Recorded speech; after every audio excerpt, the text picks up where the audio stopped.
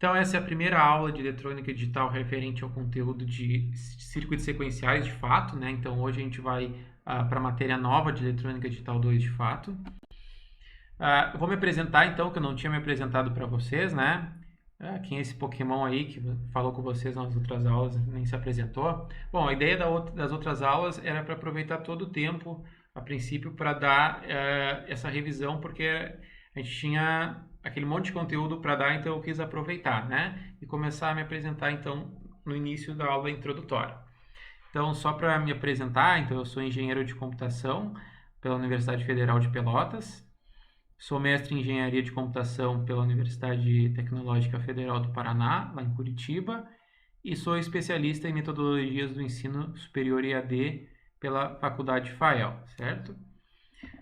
Daí, se vocês quiserem mais informações sobre o meu trabalho, sobre o meu currículo, podem pesquisar no Lattes, no LinkedIn, tem lá no Moodle. Beleza. O que a gente vai ver hoje, então?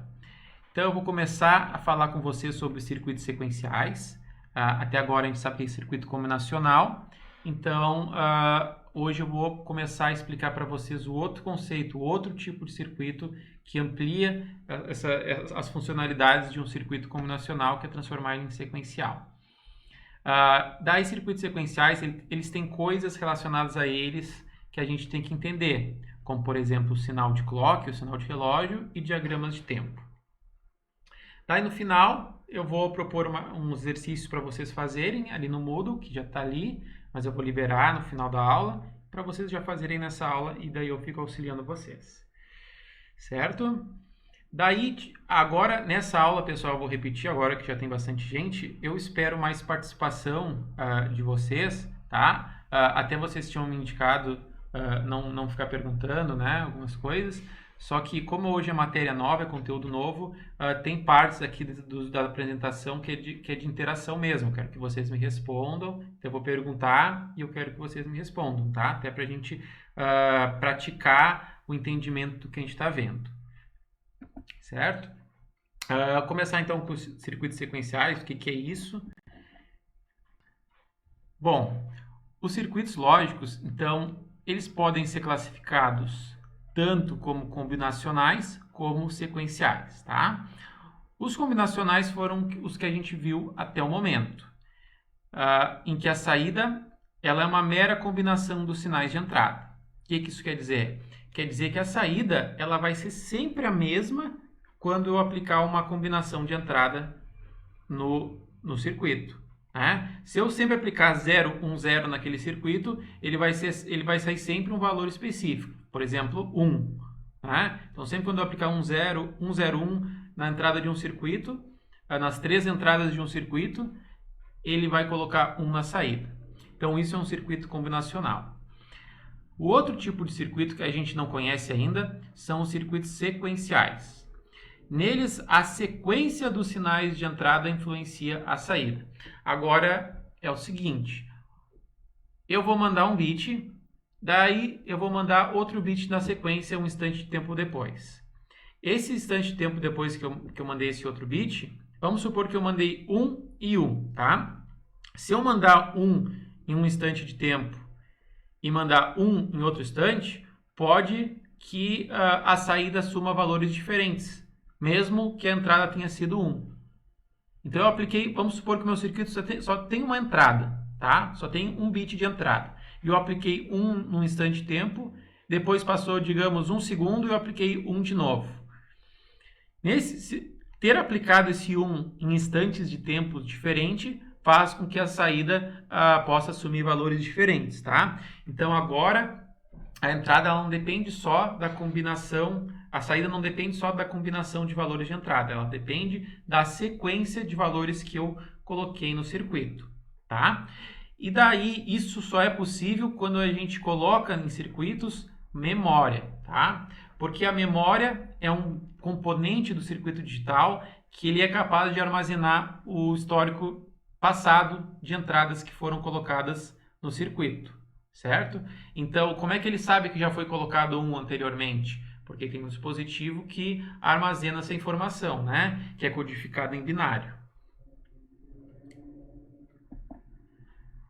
Bom, basicamente, um circuito combinacional, então, ele vai receber entradas externas no sentido que pode vir de um botão, de um conjunto de botões, pode vir de um sensor, pode vir de outro circuito, e ele gera um conjunto de saídas, que vai para outro lugar também, tá? E essas saídas dependem unicamente dessa entrada aqui, ou seja, da entrada no dado momento. Entrou essa combinação específica de entrada, saiu uma combinação específica de saída e vai ser sempre igual, independente do tempo. Agora, circuito sequencial, ele tem também uma parte combinacional, certo? Então, ele tem o circuito combinacional, mas ele também tem elementos de memória. Certo? Estão vendo isso? Estão conseguindo ver o slide, acompanhando certinho? Sim?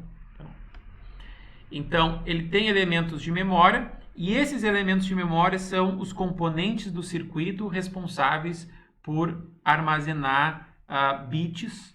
Eles retêm bits, a gente fala, e esses bits, esse conjunto de informação de bits, eles realimentam o sistema combinacional. Então, o circuito combinacional ele vai receber tanto entradas externas, quanto a informação que está armazenada nos elementos de memória, e com essa informação ele gera novas saídas e gera novas informações para ficar nos elementos de memória. Tá? Então, o circuito sequencial ele tem a parte combinacional e a parte de memória. Tá? Agora, a saída ela vai depender tanto das entradas externas, quanto o que está armazenado na memória. E o que está armazenado na memória é resultado do que tu já colocou no circuito anteriormente.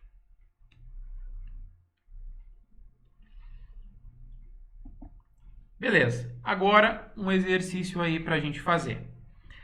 Aqui tem 3 exemplos de dispositivos, tá? De componentes, não necessariamente de circuitos digitais, né? Componentes, mas eles são componentes que eles possuem uma lógica semelhante à lógica combinacional e sequencial.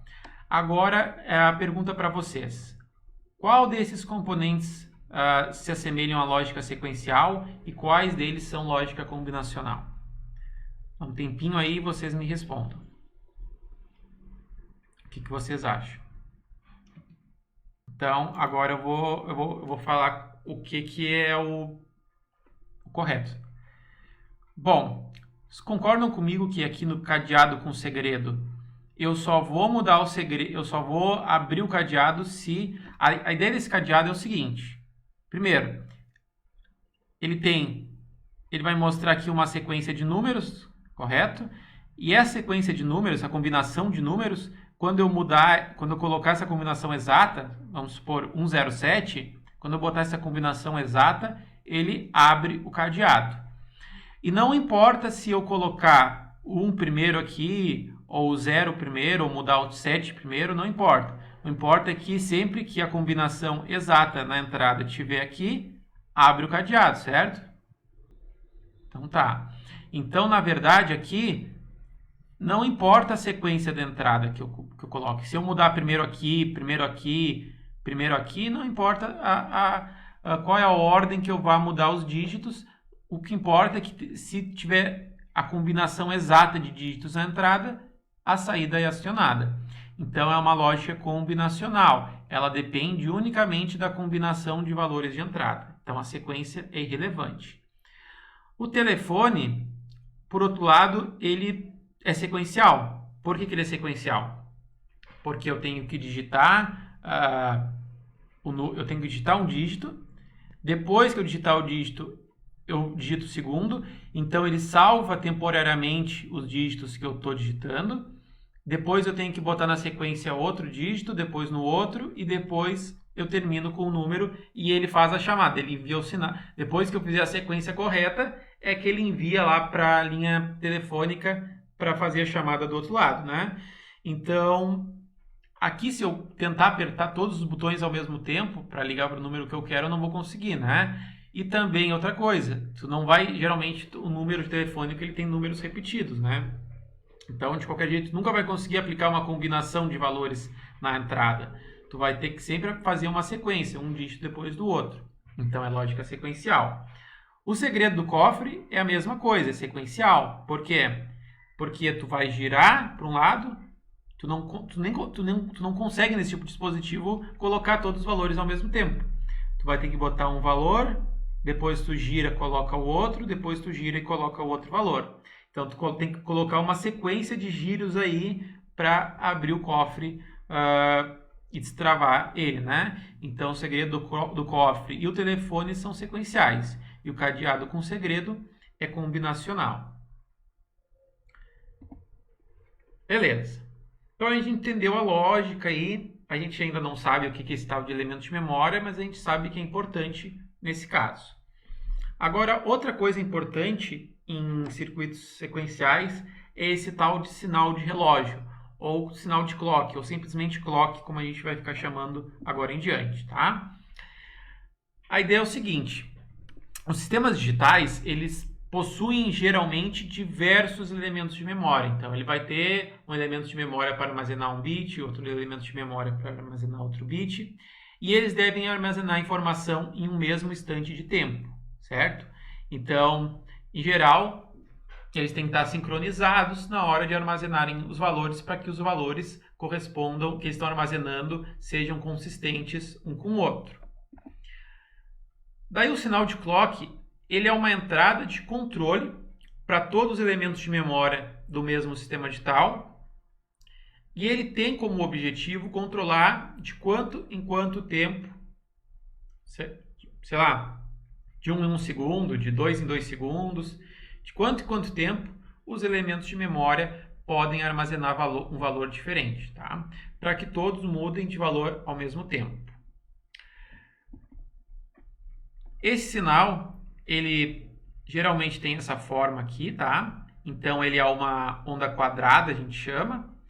Então, parte dele, da onda quadrada, é um sinal que representa o nível lógico 1, digamos 5 volts, e parte é o sinal que representa o nível lógico 0, digamos 0 volts, tá? Então, o sinal de clock, ele entra no circuito, provavelmente parte aqui nos elementos de memória, e aqui controla através de pulso, através de alguns parâmetros que a gente vai ver, mas esse sinal dessa forma, com essa característica, ele controla de quanto em quanto tempo as coisas acontecem dentro do circuito sequencial, né? Por exemplo, sabendo que um ciclo do clock, um período clock é o tempo que ele fica alto e baixo uma vez, eu posso contar uma unidade de tempo, eu sei que passou eu posso armazenar a cada período do clock, por exemplo, né? Então, quando passou um período clock, eu armazeno um novo valor. Quando passou de novo, eu armazeno outro valor, tá? Daí uma dúvida que o pessoal geralmente pergunta, assim, circuito sequencial. Bom, eu estou alimentando o circuito sequencial com 5 volts na entrada, por exemplo, tá? Então, a entrada externa aqui é 5 volts. Como é que ele vai saber que esses 5 volts representam diferentes bits? Vamos supor, porque no circuito combinacional, se eu aplicar 5 volts numa entrada e deixar 5 volts, ele vai ser 1. Vai ser 1 sempre, o circuito combinacional é a única coisa que ele processa, que naquela entrada tem um lógico. Pronto, e se tem um lógico naquela entrada e a outra combinação com outro valor, é sempre a mesma saída. No circuito sequencial, agora aqueles 5 volts, ele pode representar uma sequência de bits, tá? Vamos supor que eu coloquei 5 volts na entrada do meu circuito, tá? Sequencial. Então, vamos supor que o meu circuito sequencial tem só uma entrada de 5 volts. Esses 5 volts, eles pode representar durante 1 segundo 4 bits, por exemplo, tá? Então, como é que o meu circuito sequencial sabe que aqueles 5 volts durante 1 segundo, na verdade, são 4 bits e não só um bit de informação? Como é que ele sabe que aquilo ali, a ideia é que quem está enviando aqueles 5 volts está querendo enviar 4 sequências de bits, de 1 bit? Bom, ele vai avaliar da seguinte forma. Bom, se 1 segundo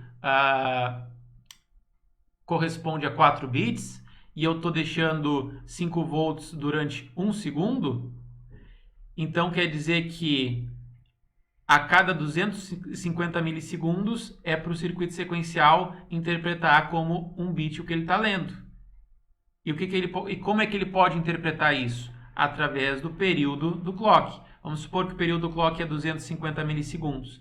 Então, passou um período do clock, ele interpretou aqueles 5 volts como um lógico.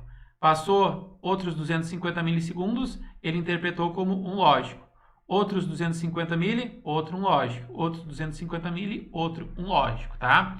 Então, é assim que ele interpreta valores sequenciais que estão vindo na entrada dele. É assim que ele diferencia diferentes bits, sendo que eu só vou alimentar o meu circuito com 5 volts ou 0 volts, por exemplo, tá? Então, o circuito sequencial ele tem essa noção de tempo, a noção que são valores diferentes ao longo do tempo, através do clock. Tá? Por isso que esse clock é importante.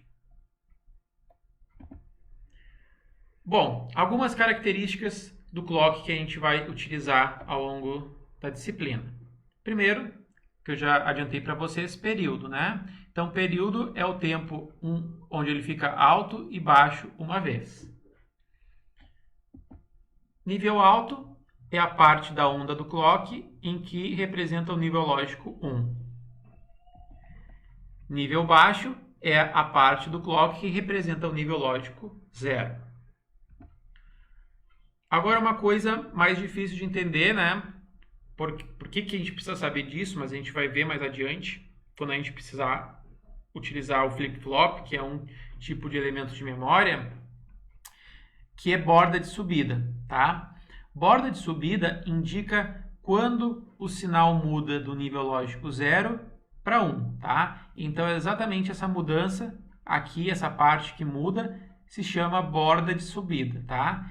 Então, pensa que o sinal está subindo, ele estava 0 e ele foi para 1. Essa parte aqui, então, vertical, é a borda de subida. Da mesma forma que tem borda de subida, tem a borda de descida. Então, a borda de descida é a parte que muda de nível lógico 1 para 0. Tá?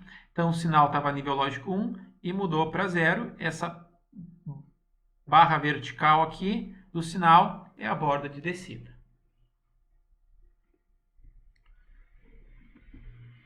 Bom, outra característica importante do clock é a frequência dele, que é a quantidade de oscilações em um determinado tempo, tá?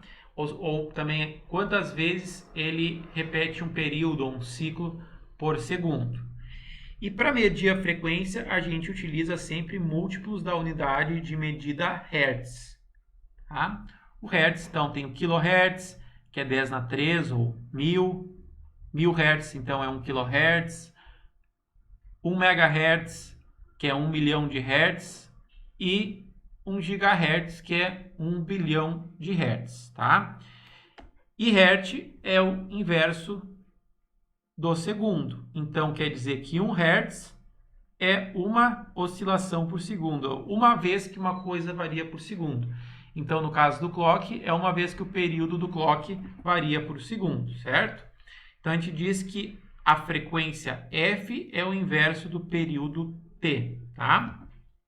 Então, no caso aqui, esse t é o período da onda do clock, certo? Então, se a onda de clock é 250 milissegundos, quer dizer que ele oscila 4 vezes em 1 segundo. Então, 1 dividido por 250 mili vai dar exatamente 4 Hz, tá? Então, 250 milissegundos, 1 dividido por 250 milissegundos é igual a 4 Hz. E se eu tenho uma oscilação exatamente por segundo, então o meu período é 1 segundo, então 1 dividido por 1 é exatamente 1 Hz. Beleza. E o sinal de clock, ele pode ser gerado de diversas formas, tá? Tanto é que provavelmente vocês já utilizaram algo que gera um sinal de clock, uma onda quadrada, por exemplo. Vocês provavelmente já usaram um gerador de função e já botaram lá em onda quadrada. Então, aquela onda quadrada está sendo gerada por alguma coisa, né? O próprio teu computador ou teu celular é um dispositivo digital que ele tá vindo aquele dispositivo digital está trabalhando sobre um determinado clock. Então, esse clock ele pode ser gerado tanto por um cristal, por exemplo, que a gente vai ver o que é isso, como por um oscilador RC. Na verdade, tem outras formas, né? Mas essas são as principais formas de gerar um sinal de clock no sistema digital. Com o oscilador a cristal, a gente faz o seguinte, a gente utiliza um dispositivo chamado cristal ressonador, tá? O cristal ressonador, se tu vai numa loja de eletrônica, ele geralmente tem essa forminha aqui, né? Ele tem exatamente esse formato e ele tem a quantidade de oscilação da frequência que esse cristal ressona, tá? Ele ressona numa frequência de um seno, né? Então ele vai ressonar em tal frequência. E se eu colocar ele em um circuito, essa ressonação ela vai mudar a característica de diferença de potencial nos terminais dela, né? Isso vai influenciar o resto do circuito. Então isso daqui é um tipo de circuito para tu fazer um circuito oscilador utilizando um cristal ressonador. Então, geralmente é dessa forma, tu vai usar uma parte que é capacitiva, certo? Para controlar essas oscilações, né? Tu vai usar alguns resistores para fazer alguma divisão de tensão e vai usar uma parte digital para deixar o sinal mais quadrado. Então, é basicamente dessa forma. Entra um sinal, aqui gera um sinal oscilatório em formato de seno e aqui no final sai uma onda quadrada, tá? E essa onda quadrada ela vai depender principalmente, a frequência dela, da frequência que oscila esse teu cristal ressonador.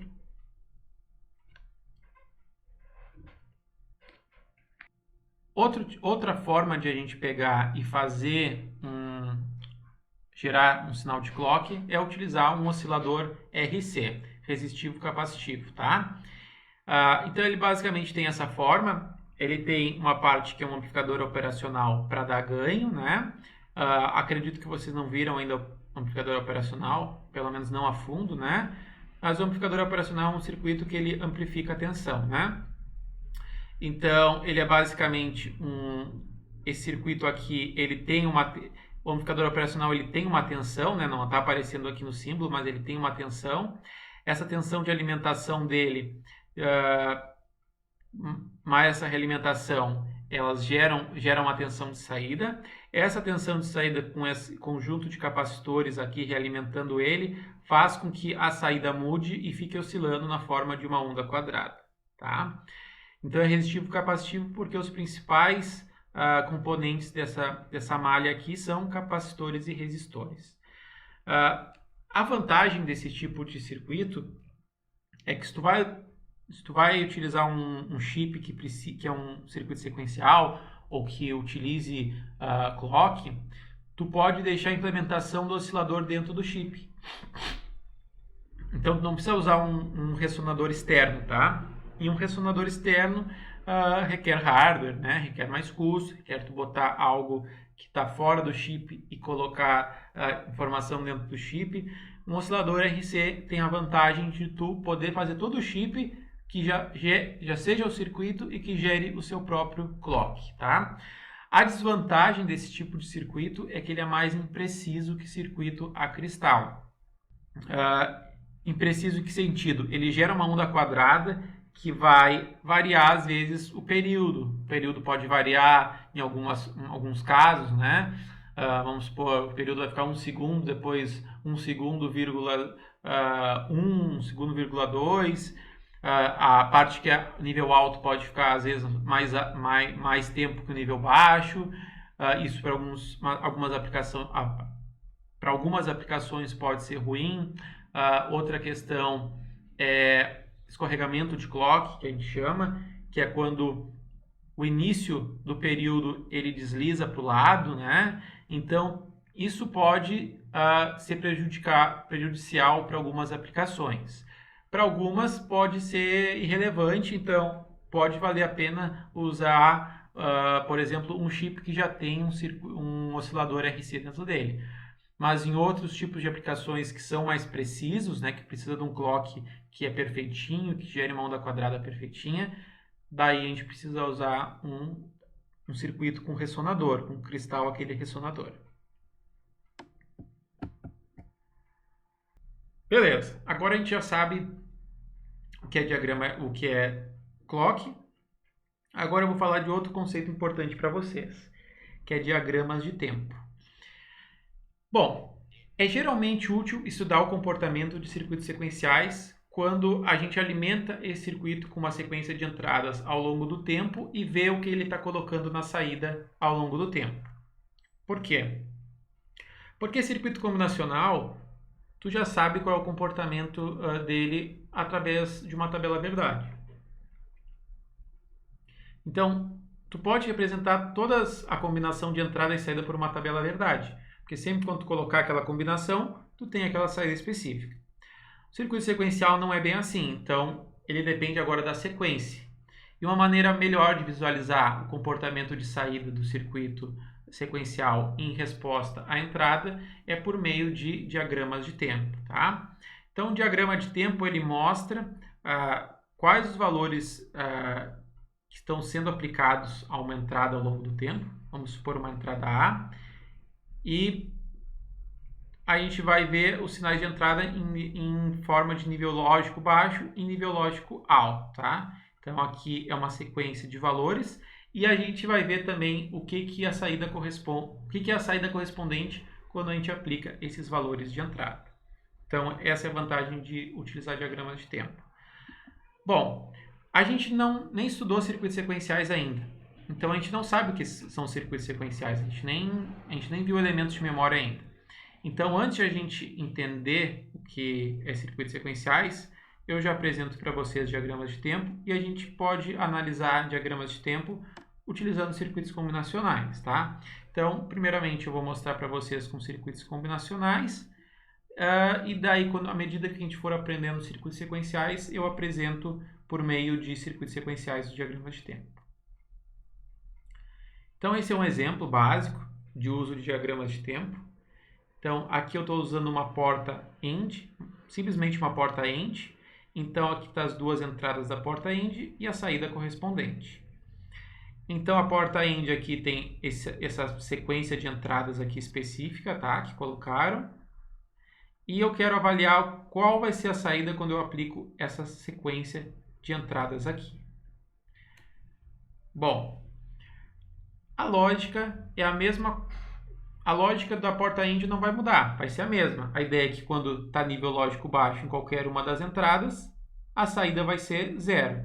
Então, a gente vai sempre avaliar que quando a entrada for 0, a saída vai ser 0. E a saída vai ser 1 quando eu tiver a combinação 1 e 1 nas entradas. Com isso, a gente obtém, por exemplo, esse tipo de forma de onda aqui para esse circuito, na saída.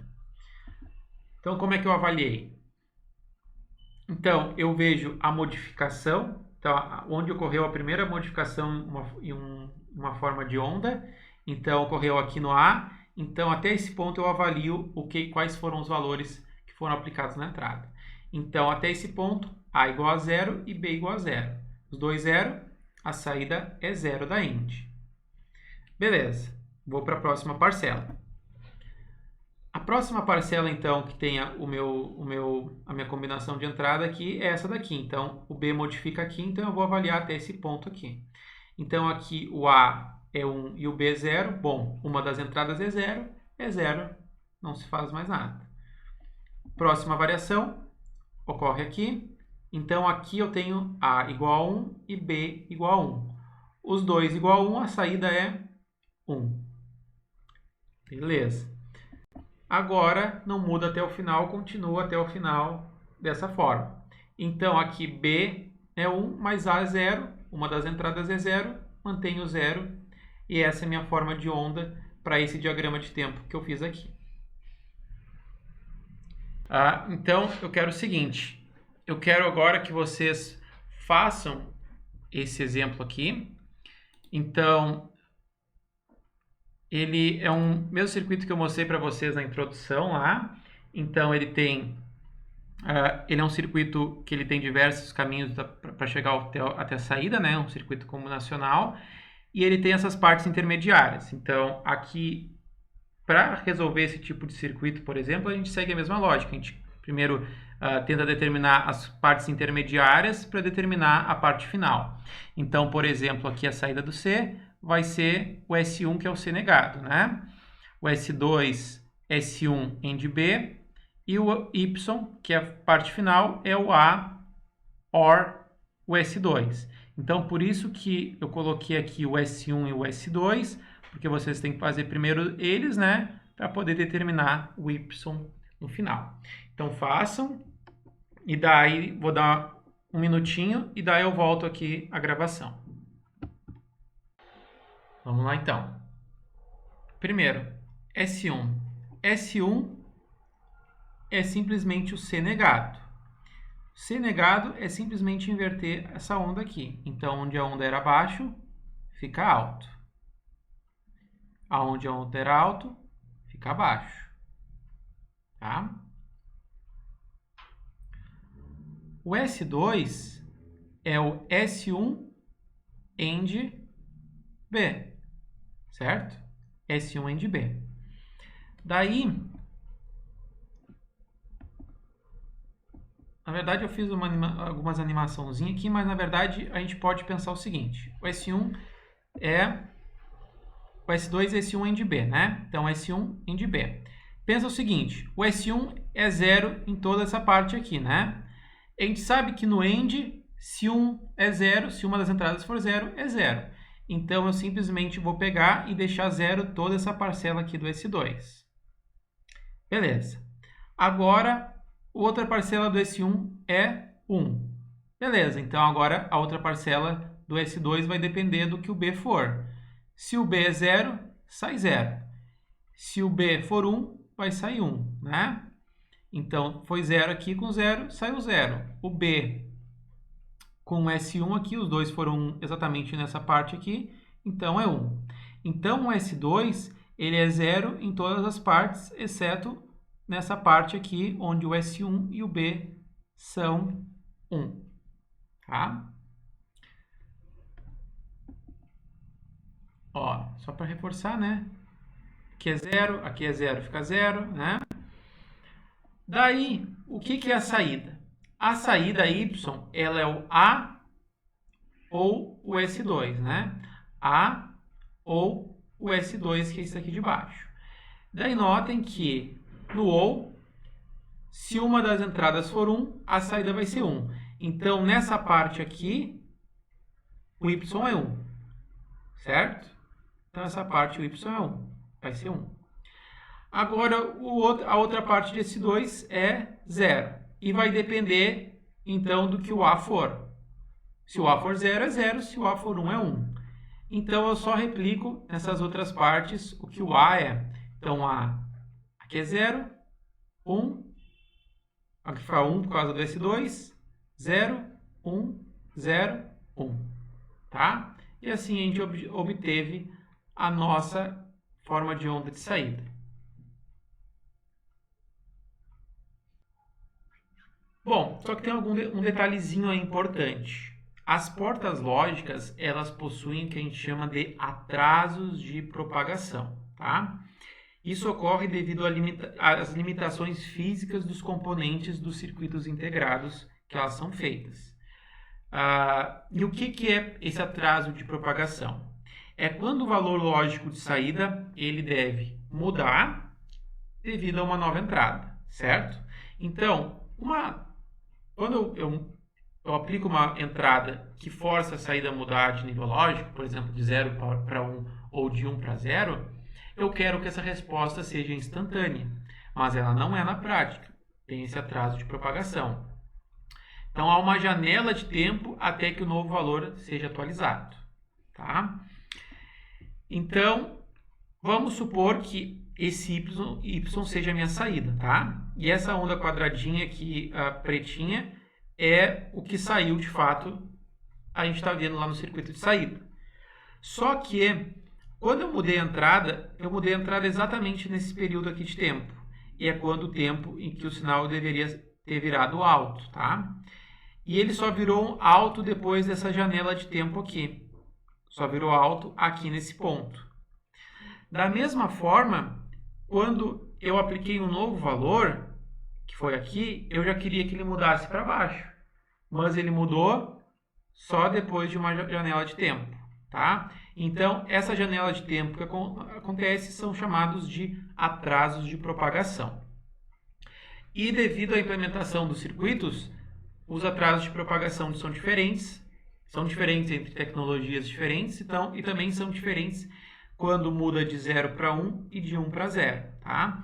Quando muda de 0 para 1, a gente chama o atraso de propagação de TPLH, tá? Então, atraso de tempo de propagação de low para high. Low é baixo, high é alto, tá? E o atraso de propagação, quando muda de alto para baixo, de high para low, é outro valor, né? Quando eu mudo do nível lógico alto para o baixo. Então, esses valores são diferentes, tá? E eles geralmente estão disponíveis no datasheet do componente. Ele explica lá, o atraso de propagação desse dispositivo é de tantos microsegundos, TPLH é de tantos milissegundos e TPHL é de outros tantos microsegundos, tá? Bom, eu estou dizendo isso para vocês saberem, tá? Para vocês terem noção.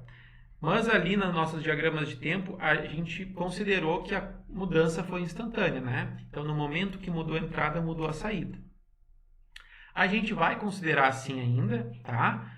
Para fins de a gente entender o funcionamento dos circuitos, mas tenham em mente que existe esse atraso. Quando a gente faz o diagrama de tempo, não é instantâneo.